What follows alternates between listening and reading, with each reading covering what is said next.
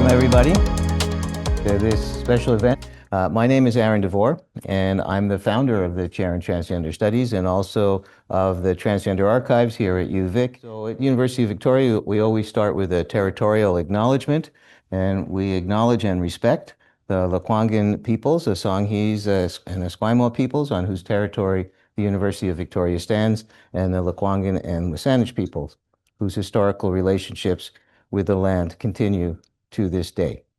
Now I'd like to introduce our speaker.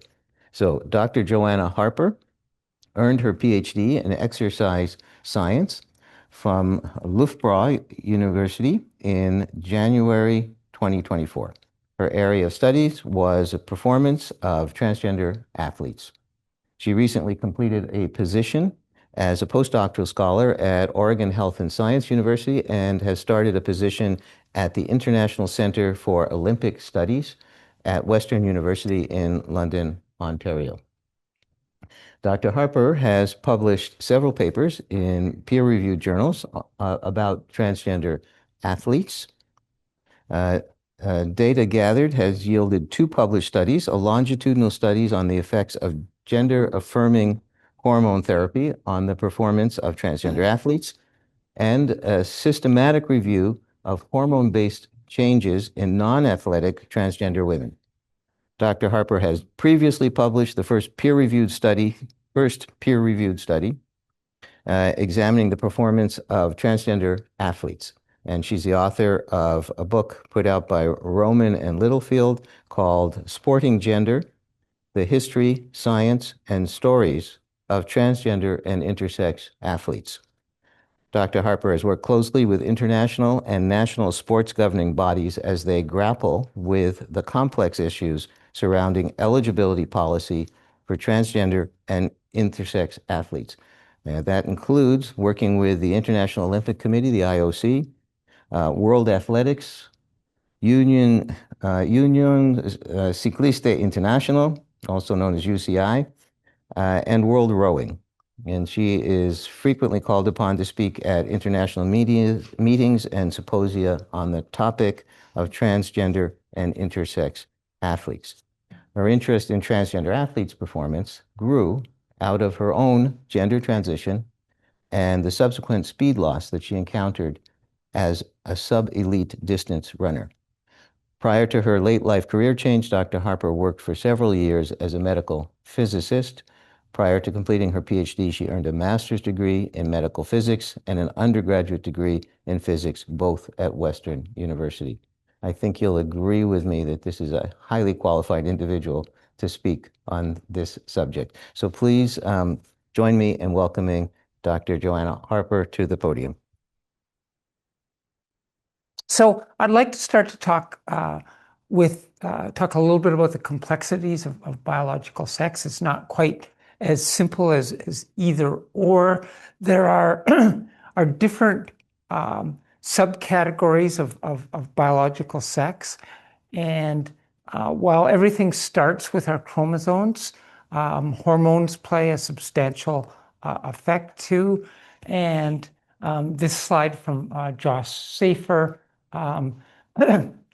illustrates that. And it's also notable because both gender identity and sexual orientation are included here. And in terms of gender identity, there is substantial evidence, including twin studies and other studies, that suggest that gender identity is either entirely or perhaps largely biological in nature. And that is an important consideration. So, so the idea that trans people are their sex that they were assigned at birth isn't true in a biological as well as a sociological sense. So sports have pretty much always been divided into male and female categories, and there are some very good reasons for it. Anyone who experiences a masculinizing puberty gains very substantial advantages over anyone who doesn't. But not everyone who experiences a masculinizing puberty is 100% male. And so there are 2 categories. There are intersex or athletes with differences of sexual development or variations of sex categories. There are a number of different terms, and transgender athletes. Most of the talk will be about transgender athletes, but I will give some information on intersex athletes as well. When men go through puberty, they gain a very substantial gain in testosterone, and it affects everything to do with athletics, from strength, size, speed, stamina, height, bone density, etc. And anyone who doesn't experience this puberty doesn't gain those same advantages. In sports like running and rowing, the physiological advantages are in the 10 to 13% area. In sports like powerlifting, upper body lifts can be as high as 60%. And so it's because of these very large advantages that men have over women that we need a separate category for women if we want women to succeed at the highest levels of sport. And I would hope that would be a universal desire. I may not have to do the Trans 101 stuff here, but it is certainly true that gender-affirming hormone therapy, which for trans women consists of testosterone block plus estrogen, and for trans men, it's ingesting testosterone. These hormones, for people who have gone through their natal sex puberty, still have a very substantial effect on their athletic performance. But it doesn't turn them into cisgender or typical people, and so there will be differences remaining even after hormone therapy. And what a number of people have said is that trans women have advantages over cis women, and that that's not fair. Well, first of all, it is absolutely true that trans women do have advantages over cis women. On average, transgender women are taller, more massive, and stronger. And those are advantages in many sports. Trans women also have physiological disadvantages. Their larger frames are now being powered by reduced muscle mass and reduced aerobic capacity. And that could lead to disadvantages in things like quickness, endurance, and recovery. So that trans women, because of their larger frames and now reduced aerobic capacity and reduced muscle mass, can have disadvantages in things like quickness, endurance, recovery, etc. But the biggest disadvantages that trans people have in sport are psychosocial. Trans people have lower mental health, and face discrimination. And these are no less advantages and disadvantages than the physical changes. But beyond that, we allow advantage in sport. We let advantage groups compete against less advantaged groups. And there are many sports in which left-handed athletes have advantages over right-handed athletes. The most notable is baseball, where 30% of Major League Baseball players are left-handed, 10% of the population is left-handed. The diamond affords many advantages for left-handed baseball players. And so left-handed baseball players have advantages, but play against right-handed players. What we don't allow is overwhelming advantage in sport. And so if the advantages are large enough that they overwhelm the things that we seek to see in sports, things like training, determination, will to win, skill, etc., then we need to have separate groups. And that's very true in martial arts, where big fighters have such physical advantages over little fighters that the little fighter cannot win. So the question isn't, and so the difference between the two sports is that even though left-handed players have advantages, we can still have meaningful competition between left-handed and right-handed baseball players. There's no meaningful competition between big boxers and little boxers. And so the question isn't, do trans women have advantages, but can we have meaningful competition between trans women and cis women? And there are a number of ways of looking at that.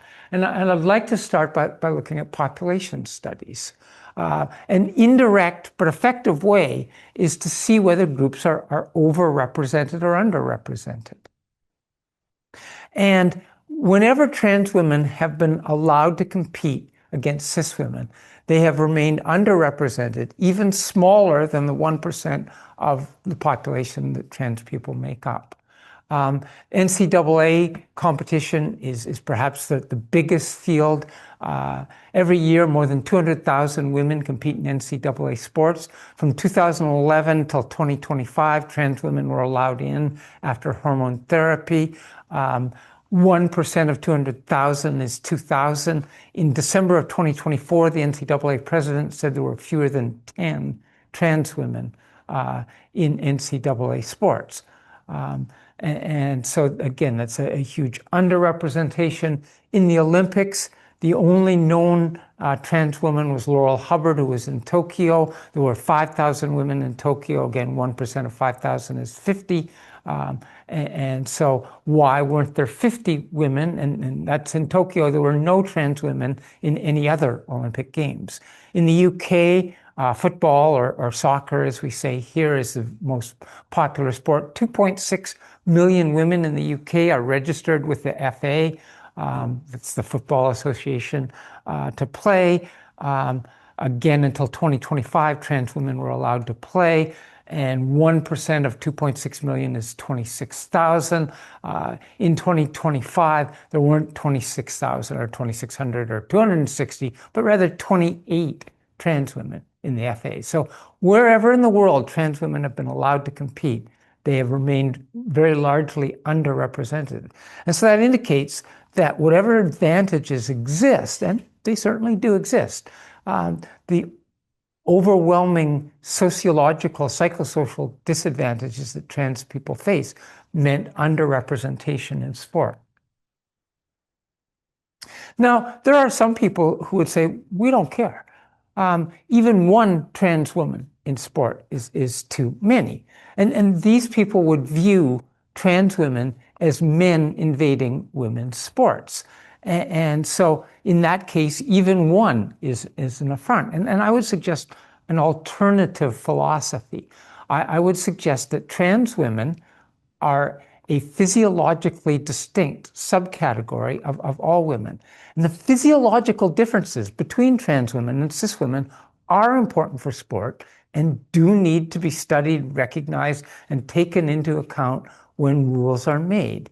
But as a subcategory of all women, then trans women inherently belong in female spaces unless there are reasons to justify an exclusion policy.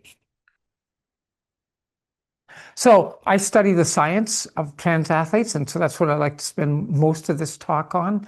I did a PhD at Loughborough University in the UK, and the athlete pictured a cyclist gave us over 100 hours of her time, and so I wish to recognize her willingness to be tested and tested and tested again. There's a paucity of science. There's only 6 published papers that look directly at the performance of transgender athletes. There are other studies that, a couple of other studies that look at fitness tests in transgender service personnel who, while they're not athletes, they do have certain fitness requirements. And there are studies of the general trans population and what happens with hormone therapy that are applicable. And so I will talk about some of these studies. The very first study on trans athletes was my study from 2015, where I looked at race times from 8 transgender distance runners. Did a much better study in 2025 using similar methodology. We have 9 runners in this study, 3 sprinters, a middle distance runner, and 5 distance runners. And what we did in both studies is we looked at something called age grade scoring, where your race time is compared to the fastest time ever of someone of your age and sex. And so for these trans women distance runners, before they started hormone therapy, they were compared to the fastest men of their age, afterwards to the fastest women of their age. And you can see that collectively, the trans women, their age grade scores were similar before and after, but you can see there's substantial variation in the individuals. And so what we did was we tracked their training before and afterwards.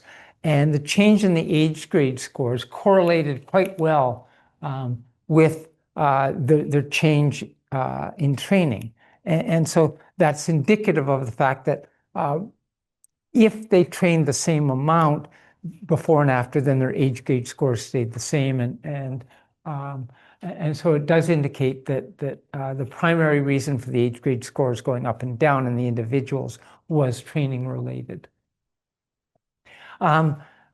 There are 2 published cross-sectional studies and a third one of our data from Loughborough that's nearing acceptance now. And so I'd like to show you some data from those where trans women were compared to either athletic trans women were compared to either cis male or cis female athletes.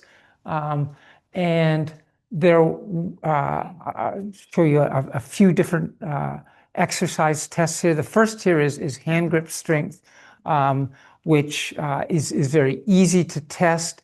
It's a measure of upper body strength. It's probably not the best measure of upper body strength, but it is easy to test. Blair Hamilton et al. At Brighton did this study, and you can see that the trans women have higher hand grip strength than the cis women in this study. A study out of Brazil found that there was no difference in hand grip strength between trans women volleyball players and cis women volleyball players.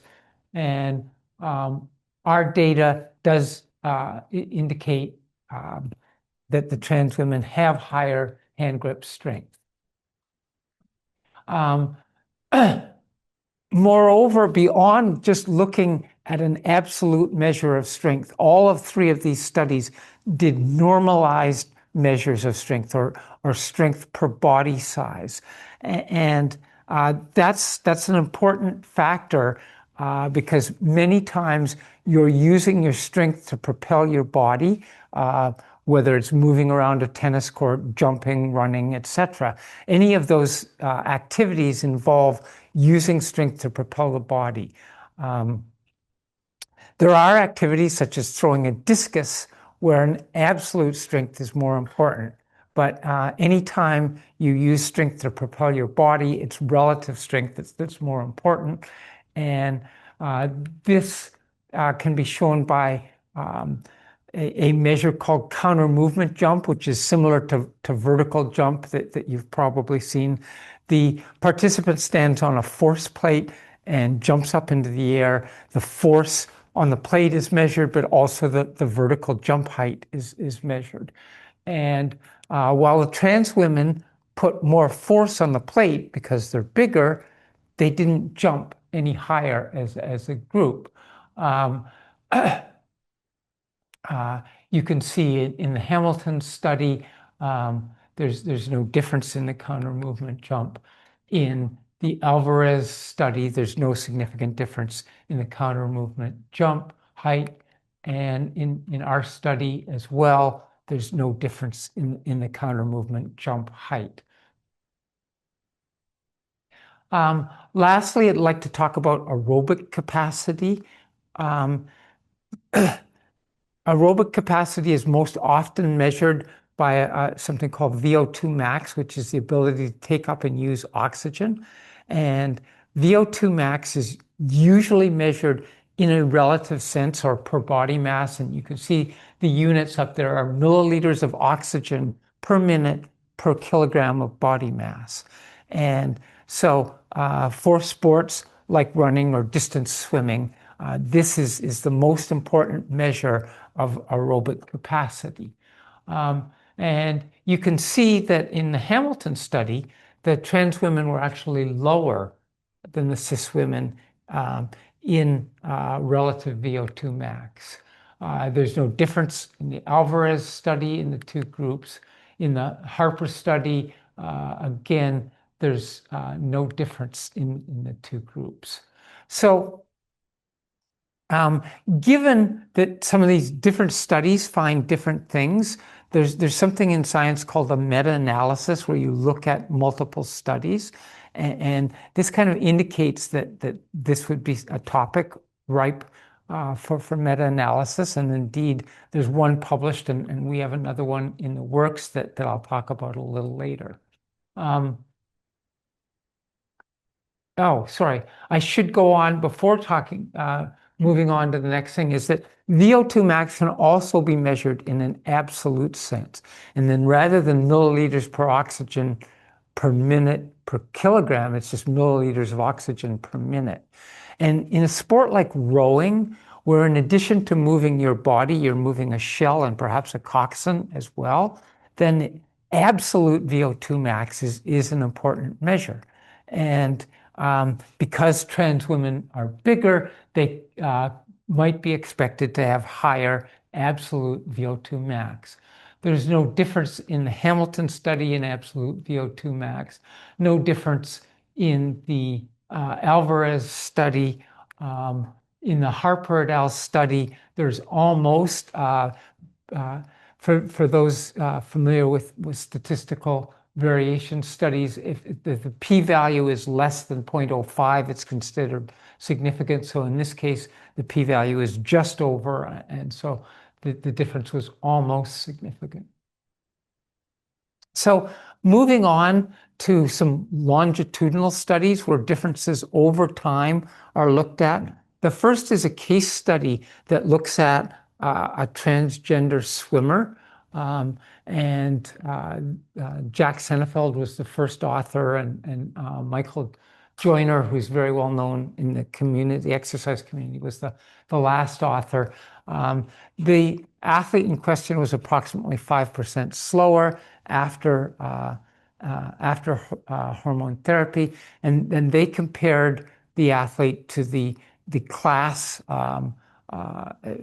whether they were freshman, sophomore, junior, or senior, and concluded that the athlete's improvement was such that it made them an outlier. We looked at the same data in our 2025 paper and reached a different conclusion. We looked at what at the time were called FINA scores, the Federation International Natorum, or it's now called World Aquatics. And again, the scores, your time is compared to the very fastest time by a swimmer of your sex. And these data show from the 2019 and 2022 NCAA championship. The green dots represent women who competed in both of these championships, the 2019 and 2022, and their FINA scores. And the line in the solid line in the middle is the linear regression line and represents the average improvement over that time. The trans swimmers swam in the men's category in 2019 and in the NCAA Women's Championship in 2022. And you can see that her improvement is well above the regression line, but there are certainly others who are farther from the regression line than she is, including notably a swimmer who tied with her in the NCAA championship and has gone on to use that tie to forge a career as an anti-trans crusader, and yet she has a greater improvement over those same 3 years in FINA scores than the swimmer, the trans swimmer. Another case study is again from Hamilton et al. In Brighton, and they looked at a cyclist. We have not yet published the data from our cyclist yet, but it's shown similar results are shown in the brackets. And their cyclist had hand grip strength go down by 13% in 12 months of hormone therapy. Counter movement jump height went down by 22%, and VO2 max down by 18%. The counter movement jump height and VO2 max losses are similar to the differences between male and female athletes. The hand grip strength is less than the difference between male and female athletes. And that's it for data from trans athletes. Published data. There are, as I said, 2 studies that looked at data from U.S. service personnel. And U.S. service personnel are required to do 3 tests annually, a 1.5 mile run, number of sit-ups and number of push-ups per minute, and these are recorded. And so they took the results from trans people before and after. And this is the first of the 2 studies. And this graph just shows the push-up data.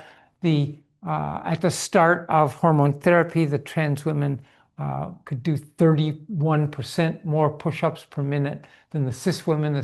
The trans women are in red, and the dotted line down below are the controls for the cis women. And you can see that disappeared with 2.5 years of hormone therapy. Trans men went from being 30% less than the cis men to being actually slightly higher in terms of an absolute value, although with the error bars you can see there's no significant difference. But the trans men improved very greatly in this study as well. There were a number of limitations on this study. It was repeated, and they found significantly different results. The advantage in push-ups did not go away. The advantage in race run time and sit-ups did. And so it makes it a little difficult to say exactly what happened in this group, other than to say that hormone therapy did make a lot of difference in the ability of trans men and trans women to perform these exercise tests. A fairly recently published study out of Denmark looking at strength in upper body strength in cis women. And in terms of exercise study, upper body testing is kind of difficult to do. As I say, hand grip strength is often done, but it's not the best measure. This was, they used a row type machine to test, and the 29 trans women in this study lost 23% of their strength loss with 1 year, which is a very substantial strength loss, but again, less than the strength difference between men and women. Again, because there's a lot of data on hand grip strength that's been used a fair bit, it's not the best test, but there are data existing. And the data suggest that the strength advantage that trans women have in hand grip strength is about 1/3 as large as the advantage that cis men have over cis women in hand grip strength. And I showed you a couple of studies that indicate that here. So one of the things that I'd love to talk about is this idea of doing meta-analysis and looking at a number of different studies. I don't know how many of you are academics in here and how many have seen meta-analysis, but what is done is you can see that the individual studies, the mean here is indicated in blue, and the 95% confidence interval of the individual studies are indicated with the lines. And then at the bottom, you get a diamond that indicates an effect size and the 95% confidence interval of that effect size. There's one published study that was published just a couple months ago just beating our study to publication.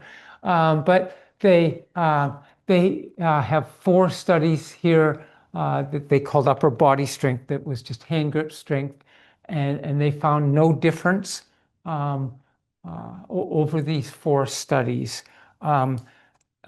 Just to tell you, our study that should be published soon used a little different methodology, and we did find that trans women do have a higher absolute hand grip strength, but not a normalized hand grip strength. The lower body strength, what they called lower body strength, that again, it's counter movement jump height. There's no difference in this study meta-analysis, nor in ours. And in relative VO2 max, there was no difference. Our study, our meta-analysis found that it's marginal, but the trans women could be said to actually be at a disadvantage in relative VO2 max. We went beyond some of the standard methodology for meta-analyses. We also looked at the absolute numbers. And one of the things that we found consistently was that the trans women outperformed the cis women in terms of absolute measures, but not in relative measures. And by comparison, men outperform women in pound for pound measures by wide margins. And so it's a very substantial fact that over 14 exercise studies, there was no difference in the relative measures. But even in the absolute measures, the trans women were 8% plus or minus 11% higher in absolute, in all of the absolute measures. And generally speaking, statistically, if something's within 1 standard deviation, you say there's no statistical difference. But 8% is, even though it may not be statistically significant, it may be athletically significant. However, when we compared the trans women to the cis men were 25% plus or minus 7% higher. And so that's a very substantial difference. And the trans women were much, much closer to the cis women than to the cis men. And that's one of the unfortunate arguments that have been made about trans women, is that they perform like cis men in sports, and that is simply not true. As the caveat with all of this is that there's still a limited amount of studies.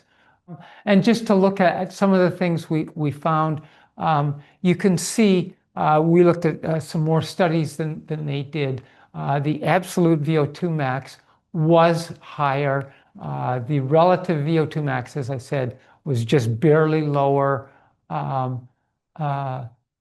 And yet, when you compared it to cis men, whether you look at absolute or relative, there's a large difference between trans women and cis men. As I said before, there are sports in which absolute strength is important. There are sports and events where relative strength is the important measure. And hand grip strength, we have the trans women higher absolutely, but the difference is much smaller than the difference between trans women and cis men. When we do a relative measure, trans women and cis women are the same, but cis men are substantially higher. One area where trans women do differ from cis women is anthropometry. Trans women are taller and more massive. And in some sports, just being bigger is an advantage. Height is important in many sports like basketball, volleyball. Just mass is important in sports like rugby. But there are some sports where it's better to be smaller. In gymnastics, it's better to be shorter. In marathon running, it's better to be smaller. So being bigger isn't always better in all sports. Um, I'm certainly not claiming that any of the data that I have shown you is conclusive. The number of studies, the number of people in the studies are small, and there definitely needs to be more research. Unfortunately, there is a push in many places to cancel research. We lost funding of a study in the United States last year. I lost my job there. There is a substantial push to not fund studies on this topic. And so where will future data come from? I'm hopeful that some of that can happen in Canada, and I'm talking to people here, and we will see what happens.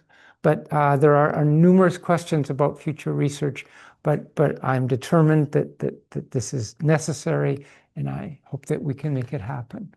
So let's go on to policy. And as I say, the data are limited right now. When we get more data, there will be better information for policymakers. I've been involved with a number of policy discussions, and I've always said that any decision that you make now should be considered, to be something that will be may well be changed later when we get more and better data. However, what I've always advocated for is a two-step process. I think that when we're talking about elite sport, it's reasonable to put in restrictions, not bans on trans women. But when we're talking about grassroots sports and pre-puberty athletes, I think we should absolutely put the emphasis on inclusion and do everything we can to include. Unfortunately, in the last 3 or 4 years, a number of sports federations in the US, the UK, and indeed worldwide have made decisions on a basis that I think is very unfortunate. There have been a number of people who, again, have compared trans women to men and said that because men have very substantial advantages over women, that trans women should be banned from sport. And I hope that the data that I've shown you would show that trans women don't perform like men, but that has been the argument that a number of federations have used and have indeed banned trans women from sports. And you've probably heard the latest of those is the International Olympic Committee, which just banned trans women and intersex women from the Olympics and will force a chromosome-based test. And so I want to talk about how this came to be, some of the history behind this, and to do so, I need to talk about some aspects of intersex athletes. And so that's where I'm going to start with this. Intersex conditions can be chromosomal, they can be physical, they can be in some way, there's a line that's blurred between male and female. Sometimes these conditions are discovered at birth, sometimes at puberty, but sometimes in some countries, not until an intersex athlete reaches the highest levels of sports. And so it can be very difficult sociologically for these people. Most intersex conditions are autosomal recessive conditions. And blue eyes is an autosomal recessive condition. And so to get blue eyes, both your parents have to carry the gene for blue eyes. They don't have to have blue eyes, but they have to carry the gene for it. And that is true with these intersex conditions, except the gene for blue eyes is very common. The gene for most of these intersex conditions is very rare. So these conditions happen a lot more where consanguinity or inbreeding occurs because people in that population carry these genes. Oh yeah, one thing before I get to sports, and it is a great controversy, and it's one of the worst things that you can imagine is that for the last century or so in sort of civilized countries, many quote unquote normalizing surgeries are performed on intersex kids to make them look like everyone else. And the huge problem with this is if you're doing surgeries in the genital area, you should certainly get the patient's approval, but 2-year-olds aren't able to approve, and so they do these surgeries anyway because their parents or grandparents or doctors want them to look like everyone else. And it is a huge, huge tragedy. It goes on less often now than it used to, but still frequently. And it is a horrific thing that is done to these kids.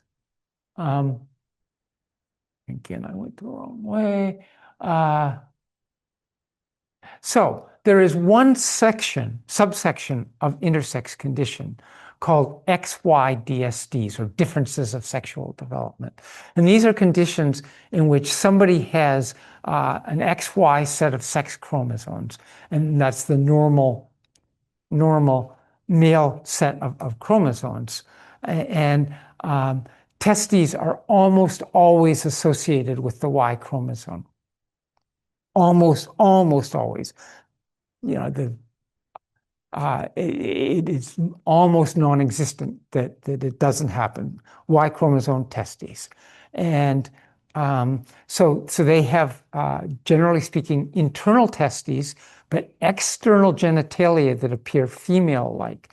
And so they are designated girls at birth, but they have testes.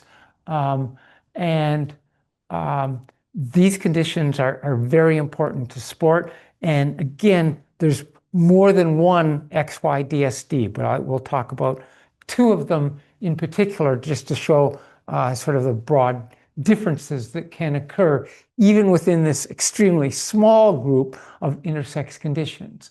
And so this androgen insensitivity syndrome, where again, XY chromosomes, testes, high testosterone levels in the blood, but the androgen receptors don't function the way they do in the rest of us.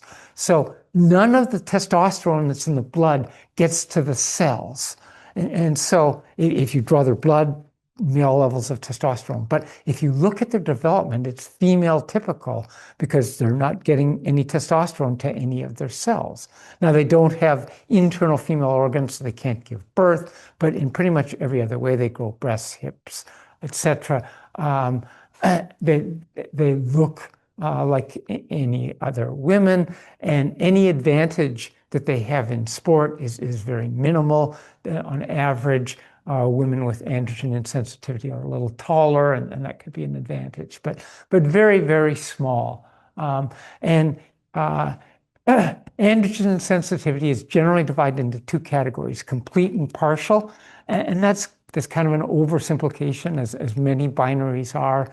The truth is there's a spectrum, and complete androgen insensitivity probably doesn't exist. But if the sensitivity is very, very low, it's considered complete. And that will become important when we talk about rules a little later. But some of the women with complete androgen insensitivity will look like anyone else. There's a persistent rumor that Jamie Lee Curtis has androgen insensitivity syndrome. Whether that's true or not, I don't know, but you would never know. But those with partial androgen insensitivity syndrome have different phenotypes or body types and can appear more masculine than typical female. On the other end of the spectrum is a condition called 5-alpha reductase deficiency. And 5-alpha reductase is an enzyme that the body uses to convert testosterone to another androgen called dihydrotestosterone, or DHT. And in turn, DHT is responsible for a number of things: male pattern baldness, but also the formation of male genitalia. So these people who have XY chromosomes, testes, but 5ARD, they don't produce dihydrotestosterone, and so they don't form male genitalia, and they are identified as female at birth. But unlike people with androgen sensitivity, their androgen receptors work. And so they go through a masculinizing puberty and gain many, if not all, of the advantages that men would have going through puberty. Certainly, the best known example of somebody with 5-alpha reductase deficiency is Castor Semenya. And so Castor became very masculinized at puberty, and this is very typical of what happens to women with 5-alpha reductase deficiency. And many of the intersex athletes who've been very successful in sports have or probably have had 5-alpha reductase deficiency. And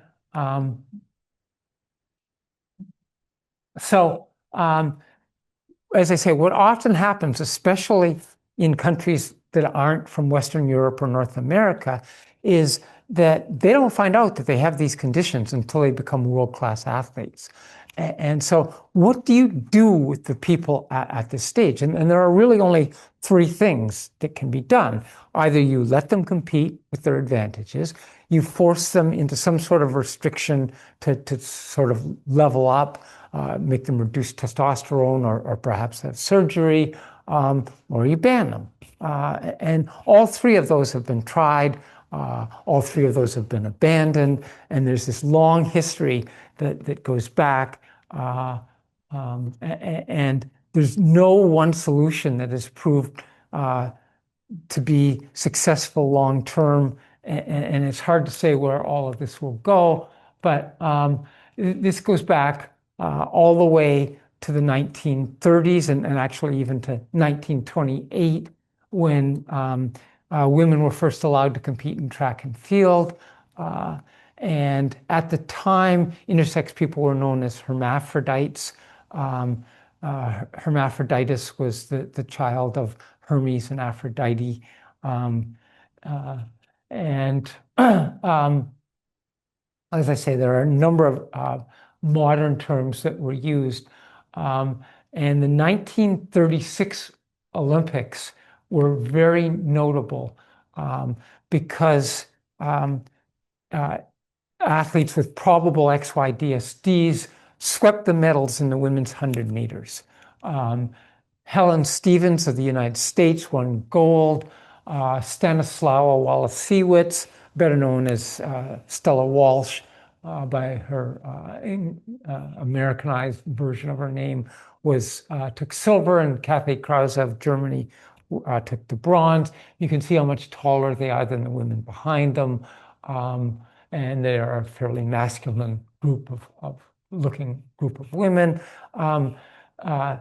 Stella Walsh moved to the US. She was killed in a robbery in 1980, I think. And so they did an autopsy on her. They found out that, yes, she was intersex. We'll never know for sure if the other two had intersex conditions, but it is extremely likely.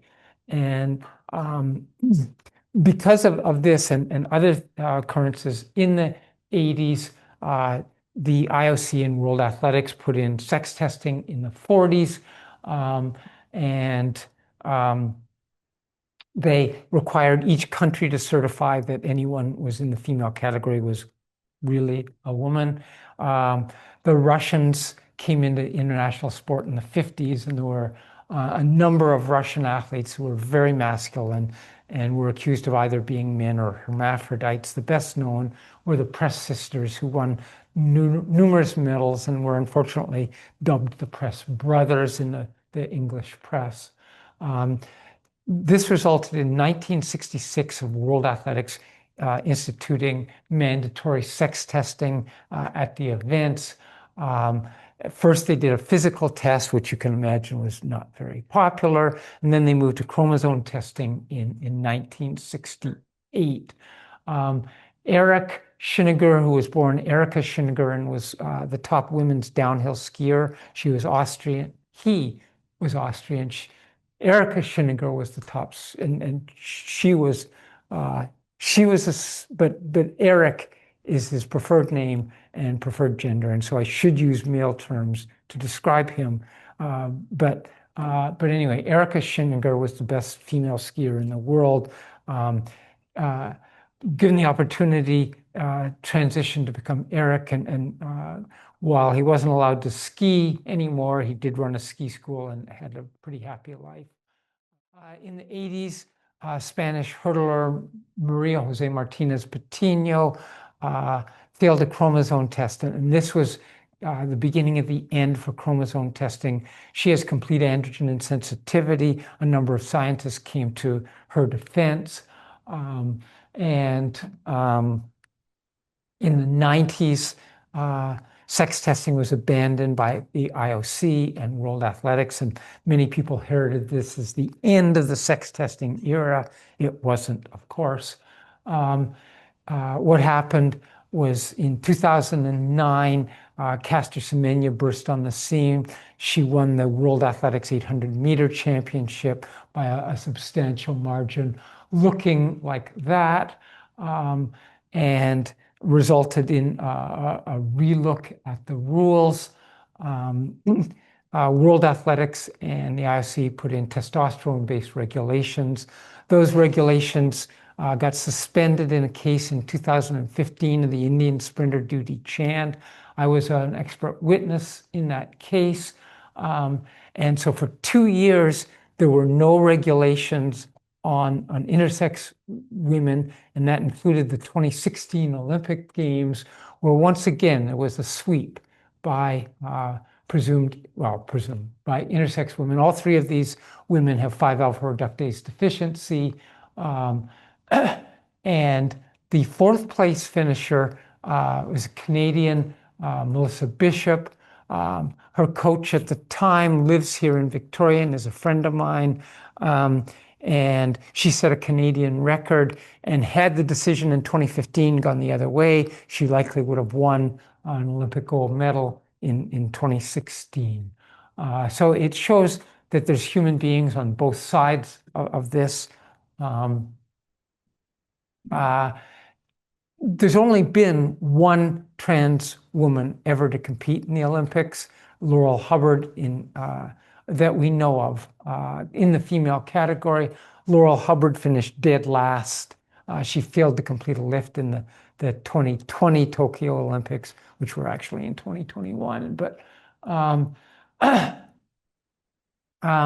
the IOC went through some different variations of policy. In 2016, they stuck with a testosterone-based policy, and I was one of the people who was involved with making that policy. In 2021, they went to a human rights-based policy, and that policy came under great scrutiny in 2024 when two probable intersex boxers won gold medals, Amani Khalif and Lin Yuting. And many people describe these as transgender women. They're not. They were assigned female at birth. They probably have an intersex condition, and 5-alpha reductase deficiency would certainly be a good guess. So this resulted in substantial controversy. IOC changed presidents in 2025. Kirsty Coventry took over, and she made it very, very clear that she was going to, as she said, protect the female category, which means that she had planned to ban trans and intersex women from the category. They assembled a secret group of experts, and I was not in the group this time. And in 2026, they've announced that they are going to a chromosome-based policy, very similar to what was initiated in 1968 and abandoned earlier. So how long will this policy be in place? Hard to say, but the 2016 policy lasted 5 years. The 2021 policy lasted 5 years. Both were replaced by something radically different. Who knows what will happen going forward? But this controversy isn't going away. It's not going anywhere. I'm reaching up to an hour of talking, and so I think I'm going to end it here. But as a summary, gender-affirming hormone therapy has great effect on the athletic performance of trans athletes, but it doesn't turn trans athletes into cis athletes, and differences will remain. There needs to be a lot more research done, and what's going to happen with sex testing policies in the future remains uncertain, but it is likely that this latest policy that came in place will not stay forever. And I guess with that, I can take some questions.